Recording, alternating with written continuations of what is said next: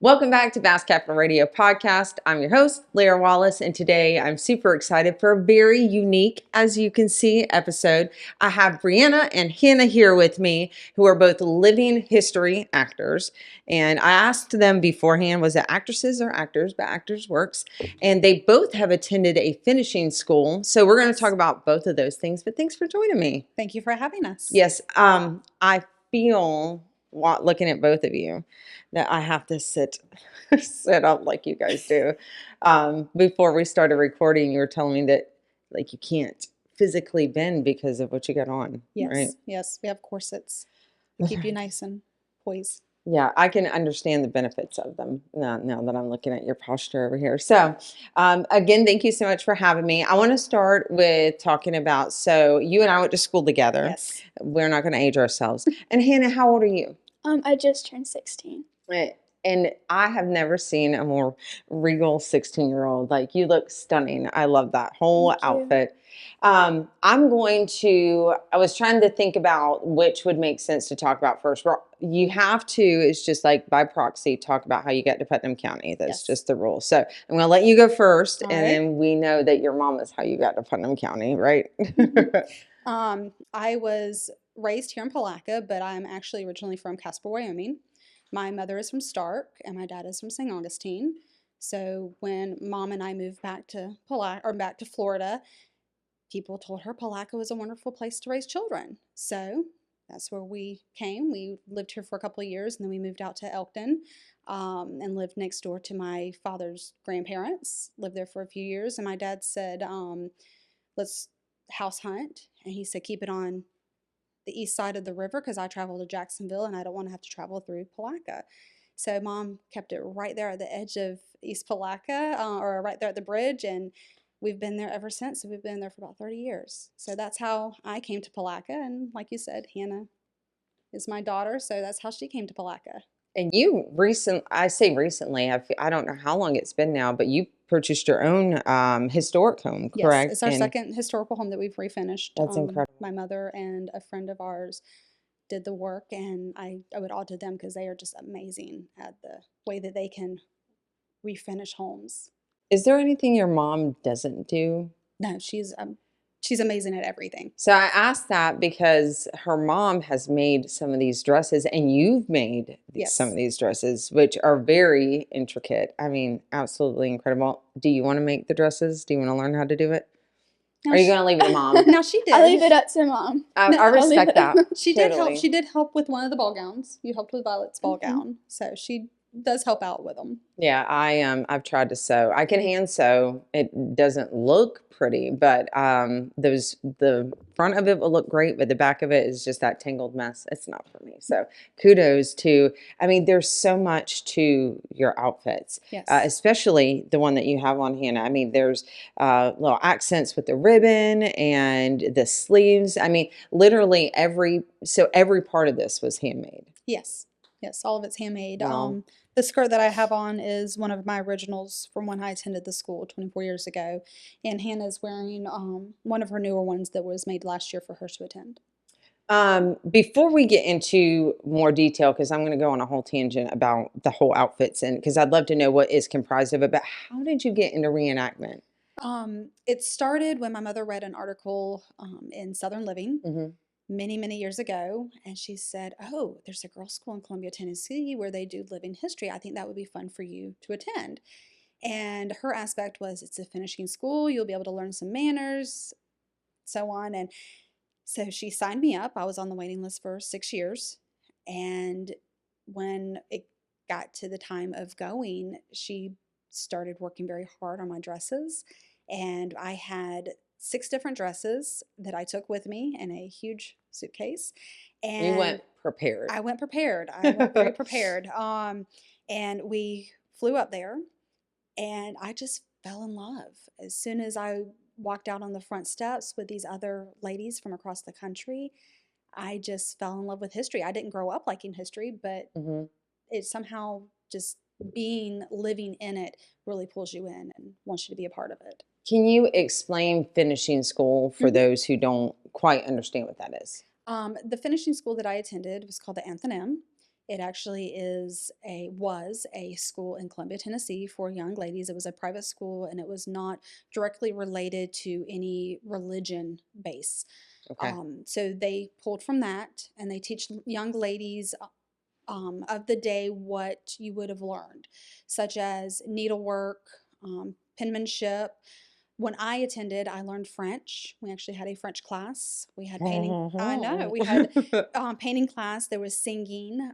Now the school, the Anthem, the original Anthem school, actually taught ladies what the gentlemen would have been learning at the time: mathematics, science, history, things like that. So it was kind of So very very much homemaking yes. versus like the sciences and Yes, such. yes. So we did more of the what every young lady, regardless of your wealth, what you would have learned. A lady's hands are never still. You're constantly doing something, as in needlework.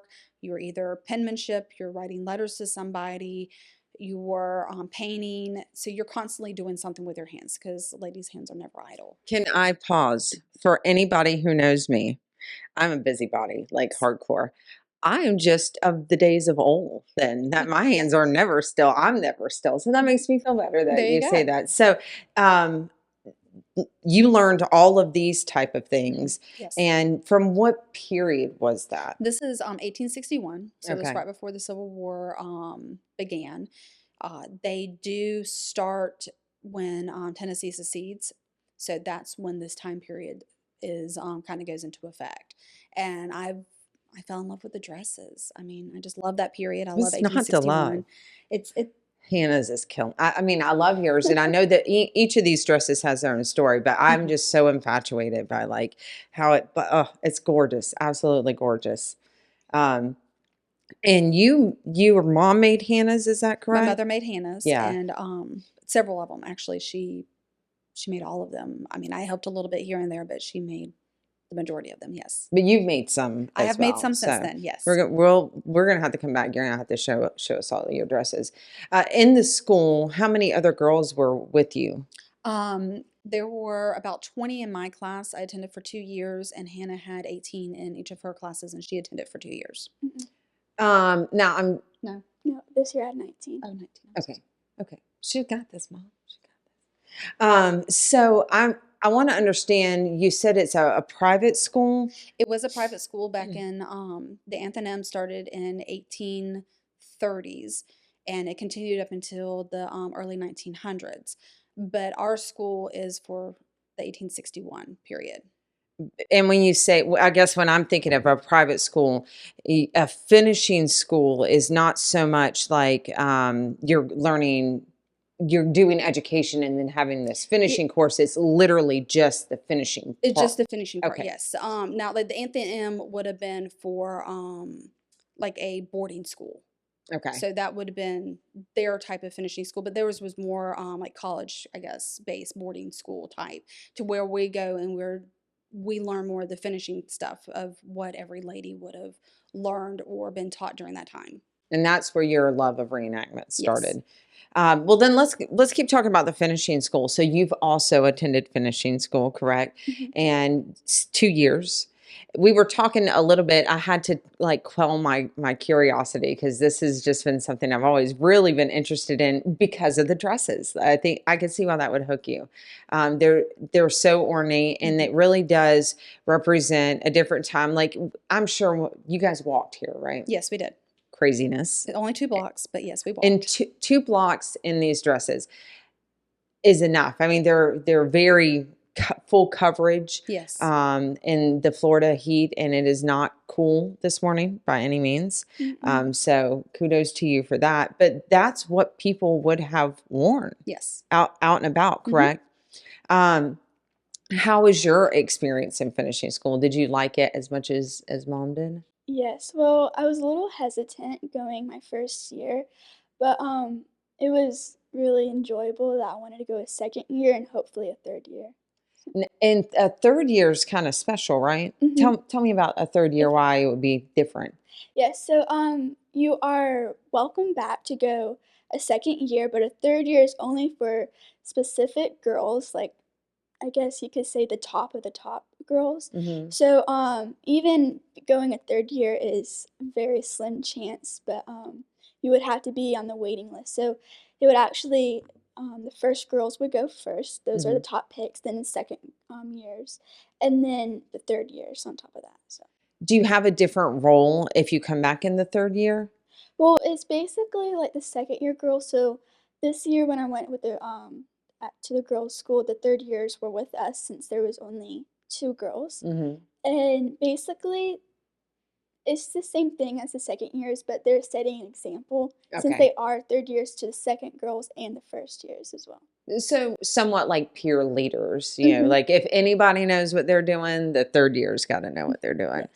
Yes. What was your favorite thing that you learned while you were in finishing school? The etiquette, just how to talk to Mhm. everybody. Even place settings when you're eating, there's so many things which I didn't know, and I've actually gotten in trouble a few times. They're like, "No, the fork goes on this side." So, just the etiquette and the friendships that I've created through the girls' school. I think you, Hannah, have such a unique view. So, growing up, my grandmother would have me put a book on my head Mm. to be postured, and she would always tell me, hold your stomach in, keep so it was a corset without the corset. I think the corset would have been a lot more helpful than trying to walk around not breathing all the time. She taught me not probably to the fullest extent of like the dinner fork and the small fork and whatever, but I generally speaking have been taught manners, how to have an exchange. But I feel like as your generation is growing up, like, I bet after you came back, like, looking at how we live now versus how they Mhm. lived then, like, Oh, yes. way different, right? Yes. Um, do you think that there's any value or anything that you wish we would do in socially now that we didn't or don't do? Oh, yeah, I feel like a big thing now is phones, like, everybody's on their phones, and, of course, at the girls' school, we were not on our phones at all because that's not period correct. I think the only time we were on our phones is at night just to, like, let our parents know that we're okay, we're still alive, Mhm. basically.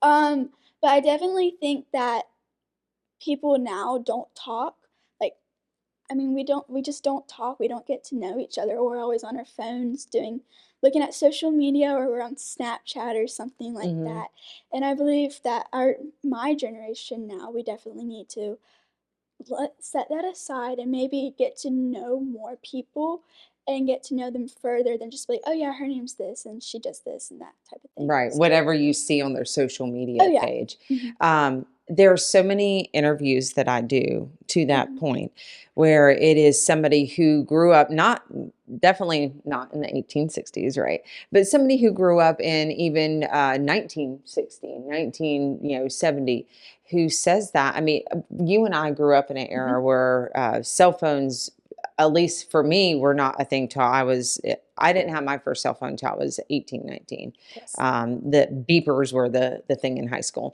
But that uh, we still had a little taste of what it was like to just truly communicate, write Mhm. notes, Mhm. penmanship. We'd fold them up and stuff them and put them in someone's locker or whatever that was. But everyone who says it's so different. It was a different Mm. time. Yes. And I'm sure, I mean, even looking back from their time to that time, it was a different time, but the stark differences from your generation to ours. And I think there's value in being able to communicate with someone who's overseas. I mean, we get Mhm. exposed to a lot more, but I truly agree that we don't talk as much as we should. I could care less where the fork is on the table, but being able to have that human interaction. Do you feel like you carried some of those lessons with you into this day? Try to remember them? Oh, yeah. So definitely like the place settings, I still do that. Etiquette mostly. And even just like the little things that we do, like always keeping your hands busy and stuff. I'm always doing that. And just the moral of the girls' school, I really tend to still do those type of things that I was taught. I think some girls might look at that as like a punishment, like, oh, you're sending Oh me to yeah. finishing school. There must be something wrong with me. But I think that, based on what I'm understanding, is taught there really is just how to be a lady, Yes. but how to properly interact and to hold yourself. Oh, yes. So it would be of value to use those skills socially. And it is remarkable when you see someone hold themselves and interact that way. So I love that. Well, my girls are going to finishing school. I think that would be really neat too. Is there anything in Palatka available like that? In Palatka, the only thing that we have is occupation. Hmm. Occupation is more for the civilians to come out and see living history. Right. We do have some young ladies that come and participate. They will be docents or even ladies in the room just to be present. Hannah does a room at the Bronson House during the occupation. I do a room. I talk about mourning. But as for other people to sign up and be a part of, we really don't have anything. Looks like somebody needs to I start a know. girls' school in Putnam Yes. County. No pressure, I know, but I'm right? pressuring But you it comes from my in mother all the front of the time. entire world, or Yeah. whoever watches our videos, obviously. But Yeah, my mother has encouraged me to start one, and maybe when I have some more free time, maybe that'll be in the future. would you think there would be value of having one locally?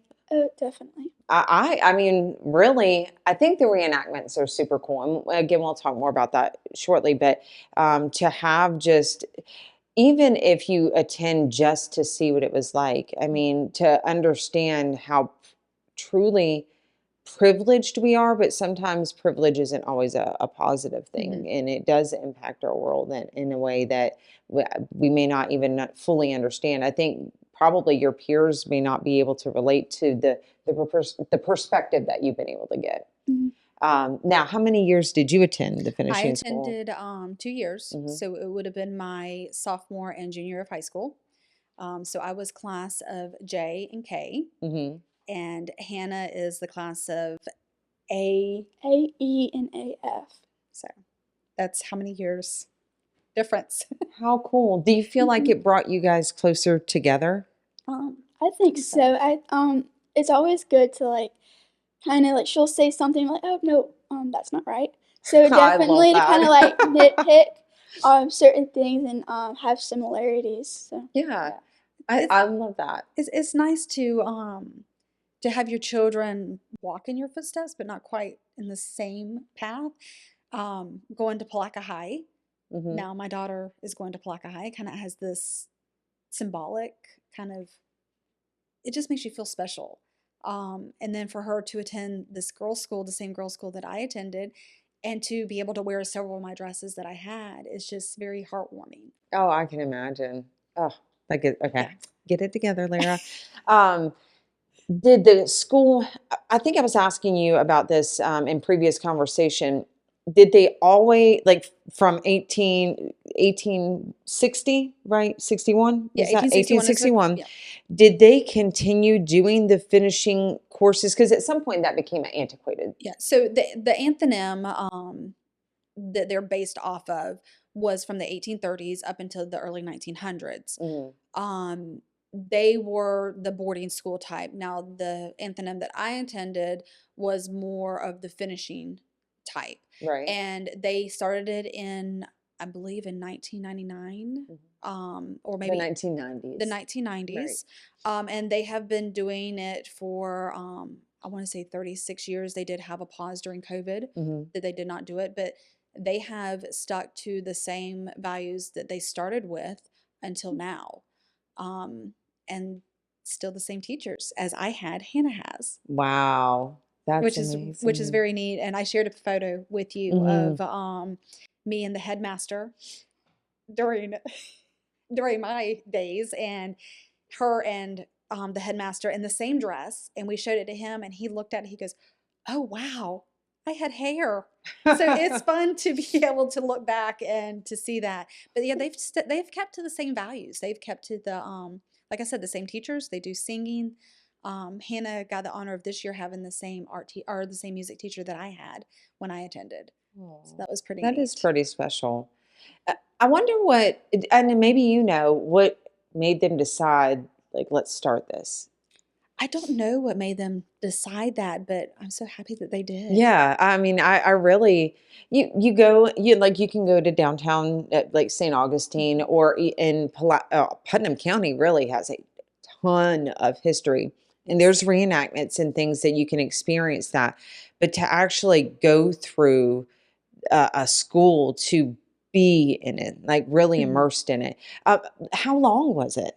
Mine was actually a Monday to Friday, so we only had a week. Okay. And then Friday night we had our graduation and grand ball. Now Hannah was able to go from a Saturday to Friday, so It's she had a couple still extra only days. like It's just a Mhm. calendar. and they only have it 1 week Wow. during the summer. They don't do it several weeks. It's just 1 week. Um, Hence the waiting list. Hence the waiting list. Yes. Wow. You would think, I mean, you listed off penmanship, sewing. When you watch, you sent me a march, and I'll make sure Yes. that we insert a lot of this in the video, in the video. But I'm going to post on the Facebook page if it's okay with Mhm. you, that I've been amazed by the deep curtsy is what it's called. Yes. And it is a curtsy where I saw Hannah I can't, you're going to have to watch the video. Go follow me, go follow Facebook, see what I'm talking about. But to learn all of these kind of artistic, because it is an art, It is. truly, and social and life skills and the place setting in a week and It's a it to lot. stick with you forever. I Yes. mean, no wonder people want to come back a second and a third time. It's Mhm. wonderful, and the friendships that you have during this week go on for years. Hmm. I remember telling Hannah she had a hiccup at the beginning of her first year, and I told her, I said, "Honey, I said, go make friends because these will be your friends for several years." Because they get what you've been through. Yes, and she pretty much dismissed me, and I said, "No," I said, "Listen, I'm still friends with several of the girls I went to school with, and it's amazing the friendships that are built." And Hannah is very close to several of her girls, and she was actually able to do a second year with the ones that she was very close to. Do you feel like you relate to them more than sometimes your own peers? Oh yeah, definitely this year a lot of the girls were very hesitant to like the first year girls to were very hesitant to even go to the girls' school. Hmm. And there's a special thing at the end of the year, and I don't want to spoil it to any like girls that want to do it. Our lips The are girls' sealed. We school, won't Yeah, talk yeah, about it. it's we're Yep. kind of it not was kind of a talking about secret, it. like not initiation, but it's like a little secret thing that they do. Stop talking. But I love it. But definitely a lot of the girls were very hesitant to go this year, and they're like, "Oh, well, I don't think that none of these girls are gonna have anything in common with me, and they're not gonna like me." Kind of the same thoughts that I had my Right, first year, right, and that's not the case at right. all. At the end of the week, at the little get together, they just said how like a great of the time that they had and getting to know everybody. It's worth it, Yeah, right? Oh it yeah, was it's it was definitely worth it it. was very interesting because they asked me to attend as well because being an alumni and watching each one of the girls. Sorry, it's We can do that here in yeah. case you haven't figured that But out. to watch each one of the girls have a very similar background to the others was very interesting because a lot of them were like, I didn't want to go. I had no interest in this. These are not my friends. I do not know these people. And each one, now the 19 girls, pretty much said the same thing. But at the end of them speaking, they said, I'm so happy I was able to do this. It really was a gift. It was a special time. And even Hannah's story started off that way, that she was hesitant to go. She goes, I don't want to do the same things that you did. Mhm. And I guess I get that with every Oh, for teenager. I mean, sure. why do you want to do the same thing your mother did? I mean, Right. but at the end of it, she goes, I am so happy that they pushed me to do it Mhm. because I was able to make new friends. I was able to learn new things and I was able to hold myself at a different standard than others. I can understand from not only I have 14s at home, and from their perspective, I can imagine them like completely, oh, no way, kicking and screaming the whole way. Not saying that you did that, but I can understand why someone would, especially a teenager, not want to do something like that. But from an experience standpoint, unless you're really into that subject, there's no way that you could wrap your mind around, I'm sure, what you get out of that, or the friendships that you get, or how it makes you different than your peers in a way that, unless they go to something like that, they'll never be able to experience. So I'm glad that you decided to go. And I think even more so than your mom, that your experience is a whole lot different, because it is such a stark difference of world today than it is, for us, really.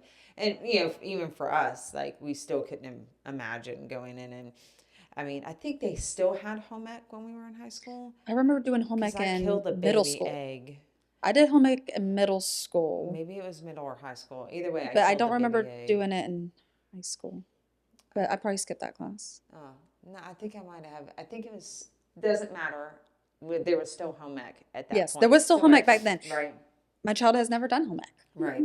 And my opinion, I feel like those are necessary skills. Like, I've taught my children to sew. And they will now, not that they have honed that skill in that way, but I can't tell you how many times I'm sewing something back together. We have a puppy. Yes. He likes to chew.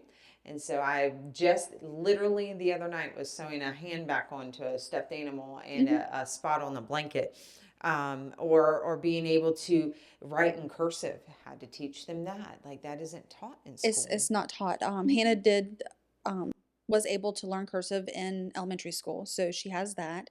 And it was interesting when she went to go get her license, she signed her name in cursive, and the DMV person, wow, you signed in cursive. I mean, it's something that's not taught anymore. I mean, Right. it's very different than how we were. Right. But yeah, these are sewing on a button. I mean, you have a button that pops off. I mean, it's easy just to sew it back on. Right. A lot of people don't know how to sew on a Or button. just throw it away. Or if they have a pair of pants that are too long, just a quick hem. Right. But they'll take it back or get something else. But a lot of things are so readily available now.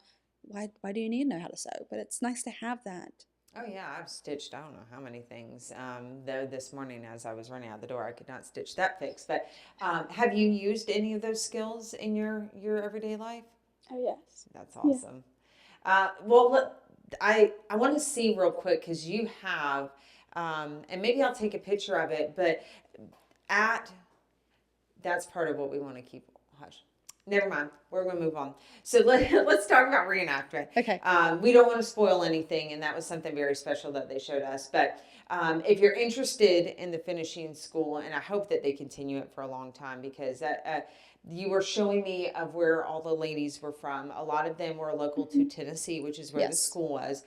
We saw some from Kentucky, Yes. California, Alabama, right? And Oklahoma. then you're Oklahoma. Yes. And you're representing Florida. Yes. Yes. Yep. They've actually had some from Canada attend. Oh, yeah. And there was also a girl from South America. Yeah, South America. That So went as they well. they have had out of country people as well come and attend this school. Wow. Yes, That's incredible. it's very neat. When I attended, some of my friends were from Texas, New Jersey, Arkansas, but Hannah, her classmates were from California, which was very interesting. And that's exposure to something you haven't, I mean, probably have not met anybody from California. Oh, yet. no. And just like, they were telling me, they're like, every single day, like, two of the girls are actually cousins, and another one of the girl, they didn't know, but I think her aunt maybe had attended, but just like complimenting them, they're like, we are so not used to this in California. You do not compliment like each other, and that's very rare to find. And it was just kind of funny to like be like, oh, okay, it's different. That is a really good point. Just those little things. I know recently I heard that where someone says that they don't hear compliments often. Like, so I'm a chatty Cathy. It doesn't matter who you are. You can be a stranger. If I like something you've got on, I'm going to go, oh, nice pants, nice shirt, whatever that is. And my kids will like yell from the back seat at someone in the drive-thru, like, hey, I like your nails. And that's just something that's part of our family. And then someone brought to my attention that I did not know that compliments were much like manners, where Mhm. depending on where you're from, to hear that it's like, what? Yeah. Yeah. Yeah, I thought it was very interesting when she told me that. I said, really? I said, Hmm. they don't compliment each other? I mean, it was just, but it's neat to see that Yeah. and then to be able to give them that little bit of, Gosh, I wish I could remember exactly what was said because there was another unique fact to that, but the concept was the same. So, well, then you taught them something really that they can go back home with. Oh, yeah. And so, not only are you all learning together and forming a bond and being able to really be a part of history in a way, but you're making history in their lives, and hopefully maybe they go back and they compliment someone and change California or wherever they're from. Who yes, knows? who knows? All right, so now that you have attended the school, Mhm. you come back. How did you? Because there's reenactments of this is really a reenactment of what they would have went through in their learning piece. Mhm. How do you get into reenactment here? Well, when I came back from the girls' school, there was nothing. I mean, we have the Bronson House, but it wasn't anything of living history. Within the last, I believe, 14 years, this will be our 14th anniversary of occupation, they started reenacting. So, about, I don't know, maybe 5 years ago, Hannah and I kind of started attending slowly. And when they found out that I had attended the girls' school, they're, oh, well, we want you to come do a piece. Right. So I started going down there and doing the morning attire and teaching the fourth graders about that. Then I slowly pulled my daughter in, and she was hesitant. She goes, I don't want to go down there. People are going to see me. They're going to see me dressed up in these costumes and they're going to make fun of me. But then since then, she goes, no, I'm going to go down there. I want to be a part of this. So just within the last 14 years, have we had any type of living history that we could be a part of? Right. Now, Hannah and her friend Caitlin Grace did attend a reenactment over in Lake City. Like, I can't remember where it is. Oh, Did you go somewhere else and do a reenactment? they did. Okay. They did. They went for the day. Unfortunately, the weather was horrible. They had to stay in their carriage most of the day. You got to ride in a carriage? It was a car, but we call them carriages. Okay. Okay. So they had to stay in their carriage most of the day. But they did get I to. love that. They did get to walk. Are being accurate Yes. to what. And during the school, you have to be very accurate. Yes. If you had to take a car to town, you took the carriage. Yeah.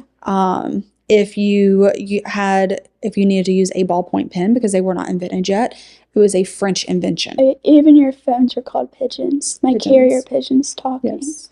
Or something like that. That's crazy. Yeah. Were you reprimanded for not? Well, they do very strictly want you to keep all of the modern stuff away and focus in on the more modern or the more 1861 items. But they do have a photographer that goes around and takes photos, so you don't need a camera. You don't need your phone to out taking photos. So that's very nice. But any kind of modern. It was a French invention because France was leading inventions at that time. Even, I think one day I had gum and they're like, you can't have that. That's French chewing wax. Yes, French chewing So wax. you can still have mints and things as such as that, but not Was there French chewing anything wax. that blew your mind? I mean, the gum would have blown my mind. Mhm. But was there anything that really blew your mind that you were like, oh, wow, like, Not so much. Just you couldn't really like have pens out. It was either like ink and quill. was that hard to do, by the way, Hannah? Well, actually, my first year I was doing it the wrong way, apparently, and I'm like, I didn't even know. Right. But I can't even think of it, but I think it's supposed to be upside down. It's like a flat piece, and then like the ink comes out, and it's supposed to be upside down, I think. And I had it the other way, and I'm like, why isn't this writing? And she's like, because it's you're doing it wrong. So Okay, yeah, and I'm like, oh well, thanks. I should have known that my first year. Yeah. But it's not as hard, but it's the ink gets it gets everywhere basically. It will, and it does not come out. No. When you look at historic documents, they clearly had penmanship down. They had it down, Yes. yes. And it's really, I mean, I guess penmanship, I wonder if that term was coined when the pen was invented because it'd be I don't know. That would be something. craftsmanship, right? Like, Craftsmanship. Yeah, that would be something to look into. I know when I attended. if you know the answer, drop it below because I surely don't. I know when I attended, my biggest, I guess, aha moment was zippers and your hair is not to be down. Oh, Yeah, my first day, I thought Gone with the Wind was perfectly accurate, and everything that Scarlett O'Hara did was to the T. I showed up with my hair down. I got scolded. Your hair is not to be down unless it is at a ball and you had ringlets. And then the other thing is zippers were not invented until the 1930s. 30s. So yeah, Did you zippers. even wear period piece pajamas? Like, Hannah did have some period pajamas. Yeah, so I actually wear my regular pajamas this year, but last year, my first year, basically it's not pajamas, it's what is It's it just called? it's a chemise. It's just a You night. just It's like wear a your nightgown. chemise and you might wear your socks, but I don't like wearing socks in bed. But that's basically it. You would just wear some of your undergarments to bed, and that would be your pajamas. there is that time when you were going to where you can have that modern, but Yes. and then zippers not being No, invented. zippers were not invented. Your dresses were not to have any zippers in them. They were hook and eye snaps, lace closures, and that was it. What's a lace closure? Like a corset, Oh, where you would okay. lace and you would lace it. I knew that. My mind was immediately.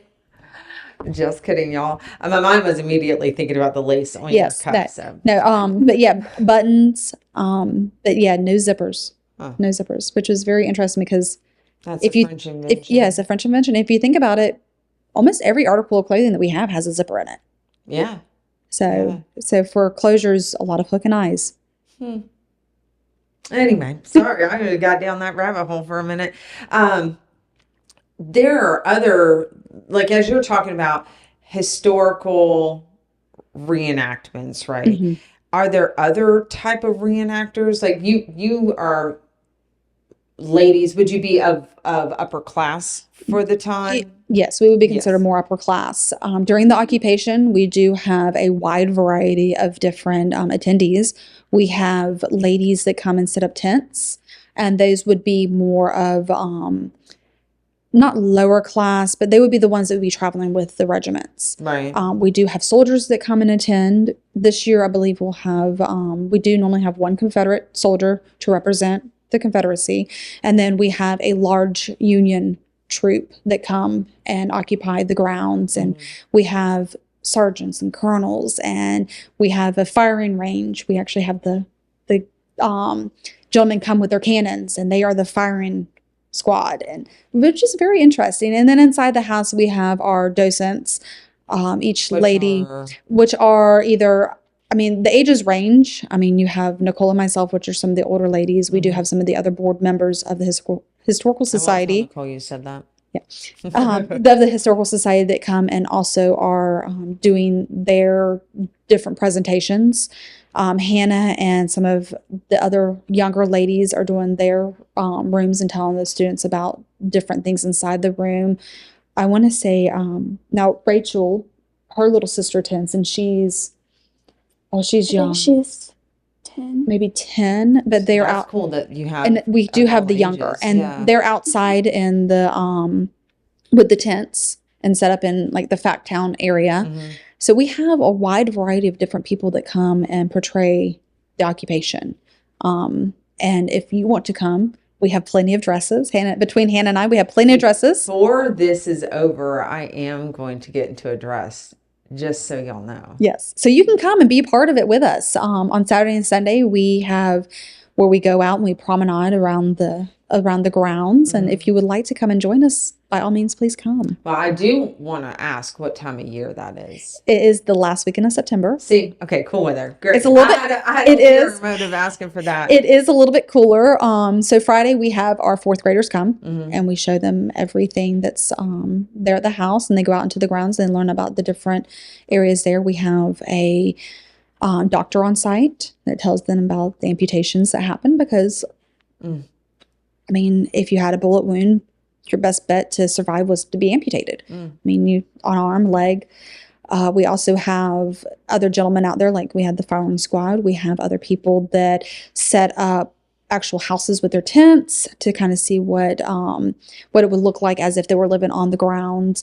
And then inside we have our regular ladies that would be your regular civilians. Then on Saturday we do more tours inside the house if people want to come and tour the grounds and kind of see the living history. And then on Sunday we attend church at St. Mark's, which has become a favorite of mine because we all promenade from the Bronson House down the street to St. Mark's, Which and would be how they would have traveled to church. yes, and the church was built before that time, but I think 1850s it was when it was built, and so that is an actual historical building as well as the Bronson Mulholland House. So it's nice to have that and be as in touch with that time period as possible. And they are so generous to us there that they actually look up hymnals that would have been sung during that time period. How cool. So that's very neat to have everybody incorporate their little touch of history. I was flipping through, it was either Explore Putnam or it was the Explore Putnam or the Destination Putnam magazine that is put out by the Palatka Daily News. And there were some photographs of looking down Main Street. And if I'm not good with remembering dates, at some point in time before us, long before, but it was looking, so we're on the 100 block here. And if you look going toward town and you could see where what is like the hill up there was still woods, a lot of woods in that area, underdeveloped. So you can imagine, as you're walking downtown now, there wouldn't be as much building, like the subway obviously wouldn't be there. There's a lot of occupied space now. Where they would have been walking and be a lot more naturalistic and really just taking a walk from a home to a church building, because there wasn't all these convenience stores and things like that. No, there wasn't. It was very sparse. Right. You had St. John's Avenue. That's the word I was looking for. Thank you. St. John's Avenue, or back then Lemon Street. And then you would have a couple of houses around, but a lot of people lived out.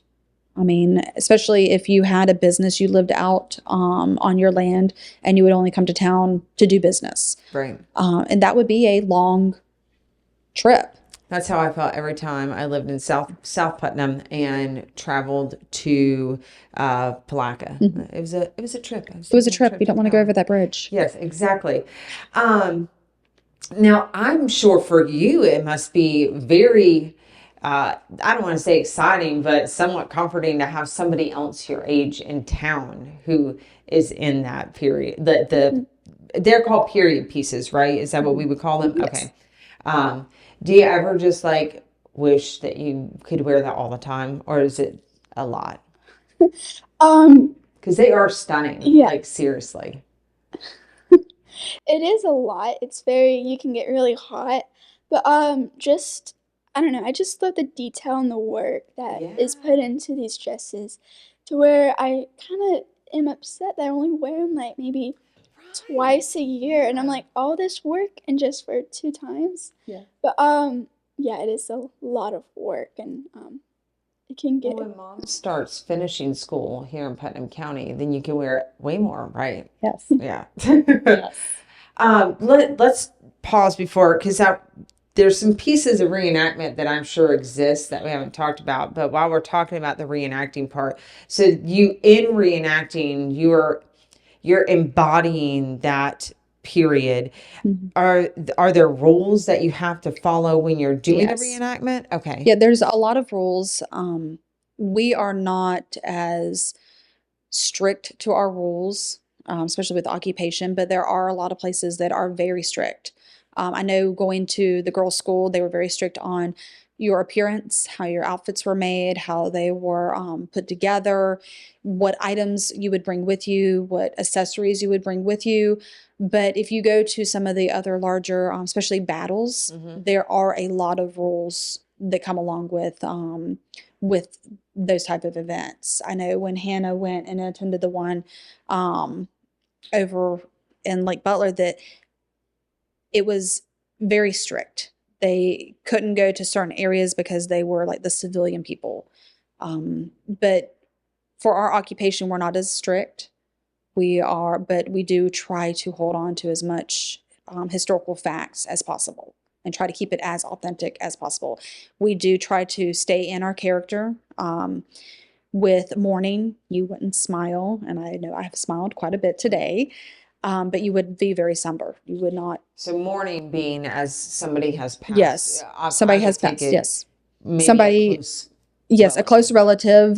During the Civil War, death followed us everywhere. So you were in black in mourning 90% of the time. You would be either in full mourning or half mourning. A lady would be in full mourning for a year and a day. And then over the course of the next year and a half, you would come out of mourning. You would incorporate a couple of lighter colors. But for reenacting, we do try to stick to the rules. I try, and my daughter and I try to stick to the rules as close to possible. I could not play your character. I could not hold that. It's fun to watch the expressions of the children, especially the fourth graders, when they come around that corner to see me, and I'm in all black and I'm standing there very still and reserved. And the first thing every single one of them say, "It's a ghost." Like, I'm not a ghost, but thank you. But for the rules, I mean, there are rules. There are different categories of reenacting. They're the ones that they want to be a part of it, but they don't know how to be a part of it. They might show up in blue jeans or tennis shoes, and they still try to wear maybe the coat, like the military outfit, or they might wear a ball gown, and you're not supposed to wear a ball gown until after 4 o'clock. So there are rules, but we don't. Is there a place someone could look those rules up? Hannah and I know the rules because of going to the girls' school. Right. But you can do research on it and find when to wear things and when not to wear things. Okay.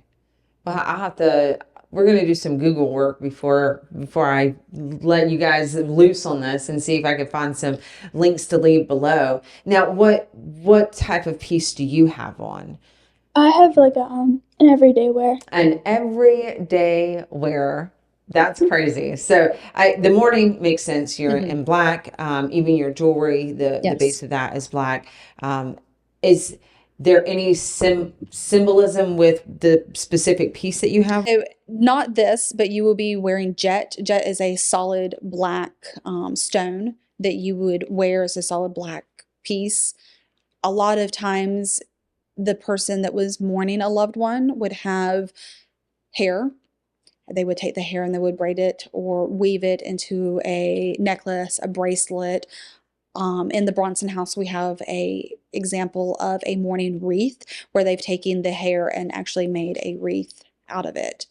So there are different articles that you could wear during mourning, but most of the time it would be black, dark, because you are sad. As you got out of mourning, then you could incorporate other colors. I find it interesting that they dictated that you would be in mourning for this amount of time. So if you haven't got over it in a year and a day, a year and a day, you were in full mourning, and then you went into half mourning. The bonnet that I brought is more of a half mourning piece where you could see the face more clearly. If you were in full mourning, it would be a very heavy draping. You couldn't see the face. You did not go out into public. You did not attend balls. You did not receive guests at your house. You had special stationery that you had that around the edge would be a black trim. And depending on what stage of mourning you were in, that was the thickness of the trim. So if you were in deep mourning, it would be a very wide rim. And as you came out of mourning, that would actually get smaller and smaller until there would be no black line left. In a moment after I want to see both of you in the headpieces as well. And then Hannah, with yours, I'm still everyday wear.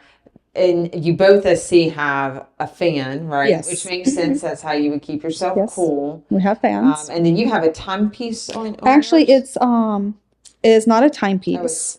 It is a 10 type. If I can get it open with these gloves on. It is a 10 type. Oh. And I inquired it from a lady that I buy some antique jewelry from. And I told her that I did reenacting. She goes, I have the perfect piece for you. And I bought it from her. And the lady that's actually in it is in half mourning because she Okay. has a lighter skirt and a darker top. Uh-huh. And then the gentleman would have been in regular everyday menswear. I'll get a picture and we'll zoom into that. And we'll So get it right there. I keep that with me. And Do you know their names by chance? I do not. I do not know their names. I don't know any history about it. I just know we that. gotta get on the Google machine for that one. Yeah. Somewhere. That's a great And story I've somewhere. looked for one for a long time, and she was able to. She had one, and I was That's able so to get it. interesting. It's funny because some of your pieces I have, as an artist, you gather weird items sometimes, and I have some pieces like that, and I'm like, oh, I have pieces I could add to something, you know, Yes. because those are really neat. Yes. Now, you've got the fan, right? And I love that it's in a little pouch. And at the end of the video, we'll take a picture of you guys. It'll be the same thing that's on our thumbnail, but so everybody can really get in there and take a look. You've got a brooch. So tell me what's comprised of your whole outfit, because this is just stunning. So from obviously you've got your undergarments that go on, and then what other layers are on? Okay, so obviously the undergarments, I have my skirt. I'm wearing slippers today because I did not want to wear those awful boots. My feet are killing me from that. But So the boots were not it. They were fashion, not function. yes. Okay. So I have my full gloves on. I have just, I guess, a regular top. What are these called? Undersleeves. Undersleeves. Mm-hmm. And you can always add like fun little decorative things like bows, trim. I have my fan actually in a pouch because it won't reach as long as Mom does. Mm-hmm. But it's so easy to just take it out and put it on. I have a brooch, and you were allowed to wear necklaces back then, but with certain outfits and stuff, just so it doesn't clash. I have my brooch, I have my earrings. That's about it. And you could also wear hair pieces and stuff as well. So. And so the part of the undergarments is the corset, which Mm-hmm. fun morbid fact you were sharing with me. If you don't mind sharing that again, because I was talking about sitting up straight. Yes. During my girls' school, they were telling us how we need to sit up straight and have the posture, and they explained to us that back during that time, mothers would actually sew thumbtacks into the spine of the corset, so if the young lady went to bend over, it would poke them and force them to sit up straight. No, that's dedication. I'll Yes. tell you what. Oh, that's a lesson hard learned. Yes. So, and then how many layers did you say you have on? So I have, we have thigh-high socks that we wear. So I have socks, pantaloons. Then I have my hoop skirt. I don't know if Hannah included hers, but there would be a petticoat, or a pettiskirt. Then her skirt would go over that. Mine is just the hoop and then the skirt. I have on a chemise. Which has multiple layers. It has multiple layers. Then I have a chemise, corset, and then I have my outer shirt. And chemise is like a It's like a camisole. like a nightgown, or it goes all the way to the knees. Yeah.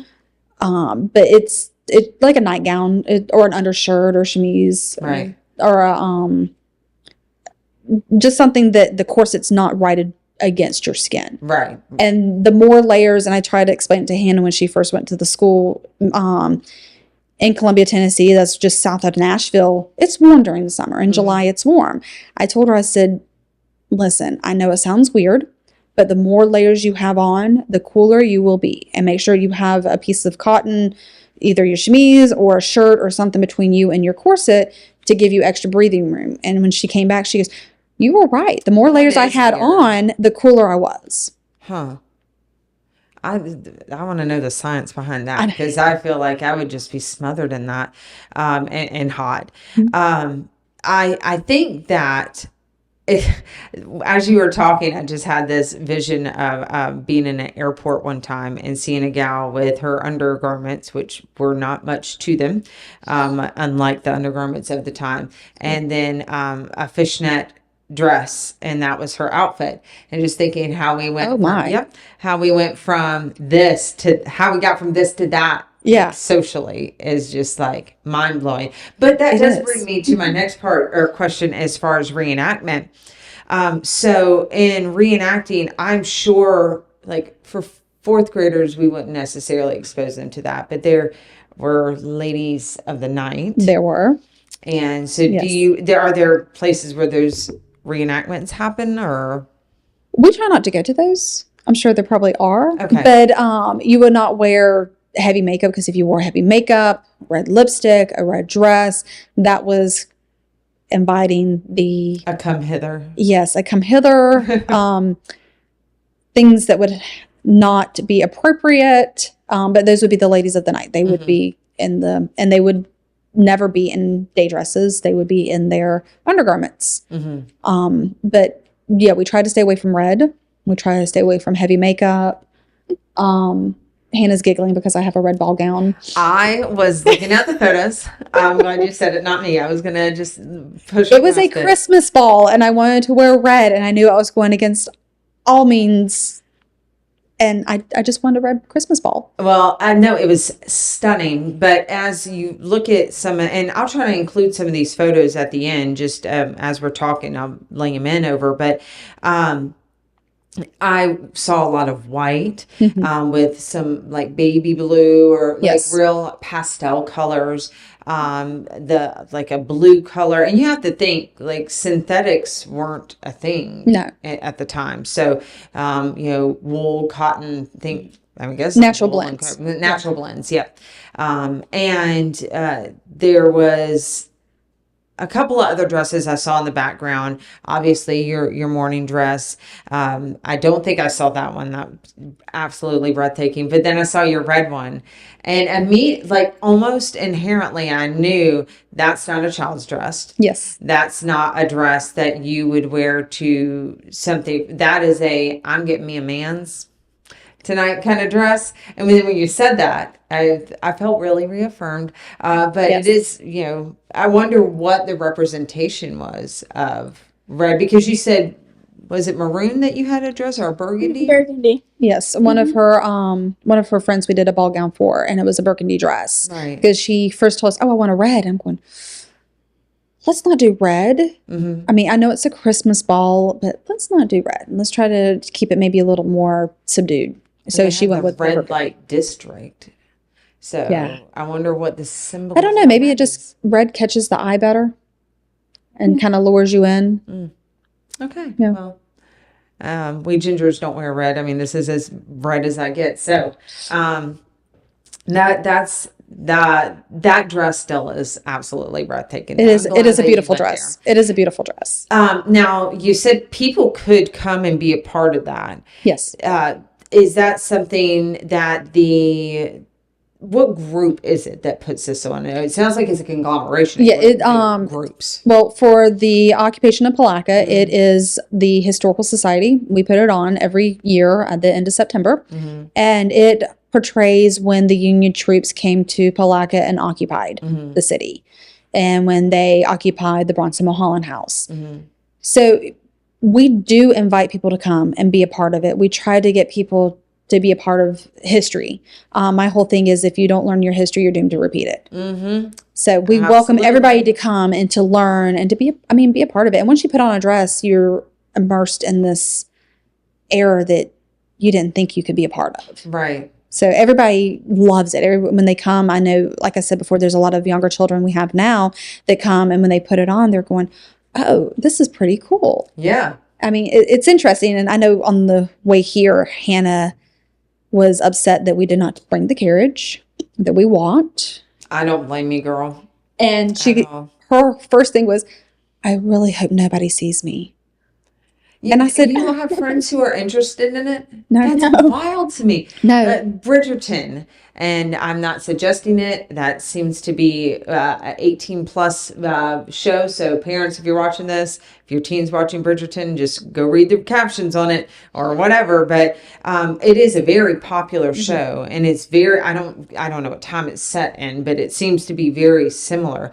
I have always been interested in, like, I wonder what that looks like. I want to dress up like that. I'm really surprised. Now, one of the ladies that are in the tents out front, her daughter Rachel Hannah met a few years back, and we started talking about the girls' school, and they said, "Oh, my daughter Rachel's involved in that, or she's signed up to attend." And it ended up being the same year Hannah was there for her first year. So Oh, how cool. that was kind of neat because they're from Jacksonville Ah, and we're from here, so that was kind of neat. But her closest age that is very immersed in this would be Caitlin, mm-hmm, and Caitlin's in her 20s. mm-hmm. So there's no one her age from here, a classmate that is involved in any of this. I keep trying to tell her to bring in a couple of her girlfriends, and she goes, "They wouldn't be interested in that." I said, "Let's put them in a hoop and a dress," and I think they will be. No, No. they're not. They're not. They're like hunting, fishing, shopping. Yeah. No. Well, that is to me a shame that they won't even give it a shot because it is incredible. But I think that makes you special. Like I'm sure that it must feel isolating. In a previous interview, we were talking about, people sometimes who have different disabilities, and Yes. and with, let's say, my son, for example, who has dealt with his heart condition, he doesn't have anybody who he can really talk to about it. So sometimes it can feel isolating or like embarrassing, but at least you have a whole classmate or a whole class of girls that you can talk to. But I think that you're an example to other people because that really, I mean, you've got something special that your classmates don't have, which is you can go to any adult setting or former setting and know exactly how to behave and exactly what to do, where that is definitely a lost art amongst youth today. And we elders appreciate it quite a bit to know that, you have sat here so patiently, and to think that you're not looking over at your phone, you haven't checked your, a watch or anything like that, but that's okay with you because you understand the importance of it. So Now, she did have one of her classmates here. I had posted a few photos whenever I dropped her off, like any parent does. And I posted them on Facebook. And the young lady, when Hannah got back, asked her, "Hey, what was that thing that you went to this summer?" And Hannah goes, "Oh, that was my girls' school." So I think she kind of opened that window because I think there was some curiosity there. But I thought it was kind of neat because she wanted to know more about the school. right. I mean, and it was a local girl that's the ones that shop and hunt and fish. I mean, it almost brought them outside of their normal modern bubble. Hey, Yeah. I want to know about that. Well, I hope if you're watching this that you show your teens, or if you're a teen watching this, like, this is really cool. I know that I'm just the old lady saying that, but there's something very special about being connected to. I mean, the time that we're in is so small comparatively. The Industrial Revolution, really, like, just thinking about the mid 1900s, it hasn't quite been a century. Yes. Where everything else would have been accurate to, we had only what we could create out of natural resources. So really, we're the strange ones in history by comparison. Is there anything as far as we're going to leave links to everything that we've talked about. So if people are interested, they can get involved. And how could someone connect with you if maybe they wanted more information or wanted to connect with Hannah? And because you said you had some extra dresses that people could utilize. Yes, we do have some extra dresses, and we do use them throughout the weekend of Occupation. I know Caitlin is very diligent in making new dresses. She is trying to make new skirts for each one of the ladies that is in attendance this year. I believe she's been working on those for several months. So and trousers. She's actually working on some trousers for the gentlemen. But yes, we're Putnam County Historical Society. If you are interested, you can reach us on, I believe we have a Facebook page. We have a website. Just reach out to us, and then we can ask you to come and be a part of it and show you around and show you what it all entails. I mean, if you can only come for one day, that's great. That's one more body that we have out there. But definitely contact us through the Putnam County Historical Society. And I want to come experience that and show that to you guys. So that's in September, you said? The last weekend of September. Last weekend of September. I will be sure to put that on my calendar because I'd be very interested to do that. And I had no idea about the hair being up because I definitely, like, in the spirit of trying to be, with like I, wore my flowy dress, but my hair's definitely down. I had no idea it had to be up like that. Yes, all has the to be time. up. Except for when you're at a dance. Yes, and it at a has to be dance, and then you can curls. have the curls, but a center part, parted down the middle, hair on both I wonder what the sides. center part deal is. I don't know. I know in the 60s the center part was a big thing too, and here recently the center part has Made its comeback. made its comeback along with some other hairstyles that probably should remain in the past. But I think it's just Nobody's talking about a mullet or no, anything. not at right? all. But I think it's just how history. I think it's just maybe one day somebody said, "Oh, I think center part would be good," and the next person said, "Oh, I really like that hairstyle," and that's kind of how it went. And then later on, then you get the side part, or you get the hair pushed Right. all the way back. So it's just a evolving style that kind of comes around every once in a while.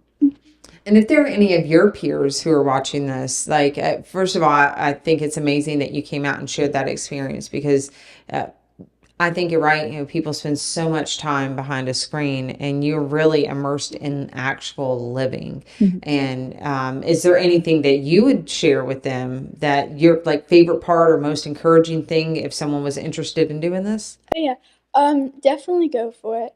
I mean, yeah, I mean, people can really be hesitant, just in general, trying new things. Just it's really enjoyable because you're getting to know other girls and you're getting to know yourself more and your I like history that. as well. Yeah. So just go for it. And if you think it's not the best, try something else that you think is worth it. But yeah. I like that. I like it, especially the getting to know yourself because you really are removed from all of the distractions. Yes. So I want to try one of the dresses on. So we're going to take a quick pause. And when I come back, I'm going to hopefully look as amazing as these gals. All right, so we are obviously back, and I asked the ladies to add their hat. And as you can see, I have donned one of the dresses. I'm just thoroughly like enthralled with the whole thing. It feels so much different and it's super comfortable. Granted, the skirt's a little, snug for me. It wasn't meant for me, but the shirt is really comfortable. The entire time I was envisioning you ladies coming, the dress, like how are they going to sit in the dress? How is it going to sit? This was way easier than I Much easier than thought. what most people think. Most people Yeah. think that they sit down and the hoop's going to fly up, but you just sit down and it just falls. I mean, it's very graceful. It did its thing when I did my thing. Now your hats are on. Yes. The veil that you have is a Now this would be morning half veil, morning, right? and it would go. Because I assume you weren't meant to sob in public where people could see. No. That's a private moment. It is a private moment. Normally they would wear this graveside. If you were in mourning, you did not go out into public. This is considered a half mourning veil because it's more transparent. You can actually see my face more. And as I stated before, if you were full mourning, it would be very thick and you would not be able to see the person. It's, again, another contrast between how we lived then and how now we talk about how important it is to share emotions. So if you just sobbed in public, I mean, it does, but if you saw somebody in public sobbing, it would make you feel uncomfortable or curious and want to help them. Yes. So I could see in some sense hiding that emotion why for maybe others' comfort, what do you do with that? And then yours would be like if you were going outside, when would be an appropriate time, Hannah, to wear that hat indoors or ever? Okay, so you would of course wear it outside wherever you go. Also, the other time you wear it inside is at church. Typically, when you're in the school or when you're at home, you wouldn't wear the hat inside. I mean, you could, but it's just probably easier to get around with it off. And wearing it in church, was there like a purpose behind that, or was it for the ornateness of the hat? Well, ladies are allowed to wear their hats inside buildings, inside churches. Gentlemen are not. So it's an etiquette thing. Okay.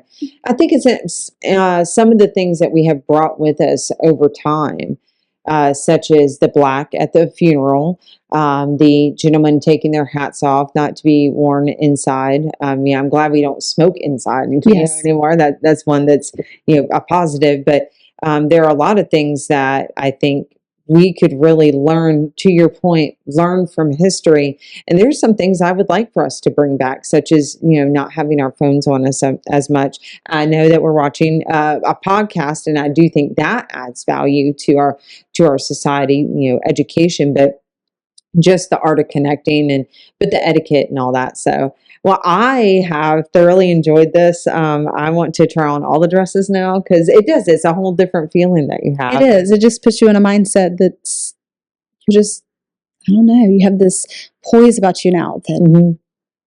I don't know. If you can't slouch, you definitely can't slouch in these. No. No.